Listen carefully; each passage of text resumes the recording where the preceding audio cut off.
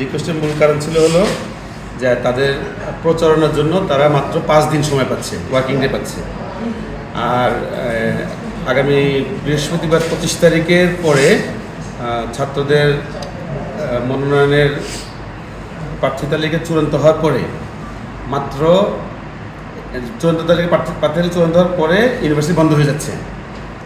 এরপর যখন খুলবে তারপরে ওরা মাত্র 5 দিন ওয়ার্কিং ডে পাচ্ছে প্রচারণার জন্য।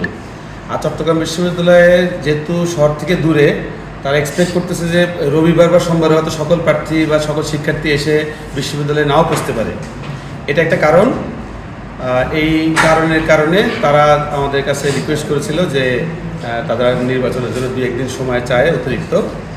তো নির্বাচন কমিশনার মহোদয়, প্রধান নির্বাচন কমিশনার মহোদয় সকল নির্বাচন কমিশনারদের কাছে এই মতামত উত্থাপন করার পরে অ্যানোনিমাস সিদ্ধান্ত অনুযায়ী চট্টগ্রাম বিশ্ববিদ্যালয় চাকসু হল এবং হোস্টেল সংসদ ইলেকশন 12 তারিখ রবিবারের পরিবর্তে 15 তারিখ বুধবারে নির্ধারণ করা হলো। নির্বাচন কমিশনারদের প্রস্তুতি, কমিশন অফিসের প্রস্তুতি এবং ছাত্রছাত্রীদের আগ্রহ এবং আমার মাননীয় ভাইস চ্যান্সেলরের সাথে আমাদের একটা মতামত এক্সচেঞ্জের একটা প্রোগ্রাম ছিল। সবখান থেকে আমরা আলোচনা করে এই সিদ্ধান্তে উপনীত হয়েছি। আশা করি শিক্ষার্থীদের আগ্রহের জায়গাটা থাকলো এবং আমাদের নির্বাচন কমিশনের প্রস্তুতির জায়গাটা থাকলো।